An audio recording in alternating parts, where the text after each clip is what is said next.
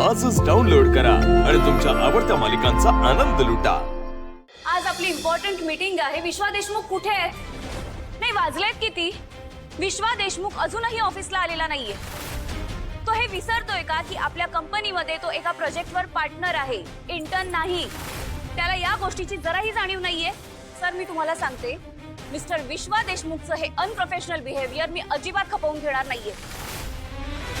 भावनाताई असं वागतील असं आम्हाला कधीच वाटलं नव्हतं। त्यांच्या या वागण्याने पक्षाच्या नावाला काळीमा फासला गेलाय आणि म्हणूनच आमची आणि बाहेर उभ्या असलेल्या महिला कार्यकर्त्यांची अशी मागणी आहे, भावना गाडे पाटील यांना दिलेली उमेदवारी रद्द करून त्यांना पक्षातून बडतर्फ करण्यात यावे।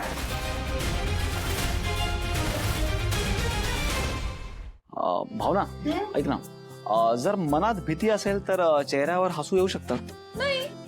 आणि जर चेहऱ्यावर खळखळून हास्य असेल तर मनात भीती राहू शकते का? नाही सिद्धिराज, पण मला सांगा, तुम्ही या दोन्ही गोष्टी एकत्र का करताय? नाही नाही नाही, हे सगळं मी नाही करत आहे, पण झी स्टुडिओची एक फिल्म आहे तुंबाडची मंजुळा, त्यात या दोन गोष्टी आहेत ना, त्या एकत्र केल्या।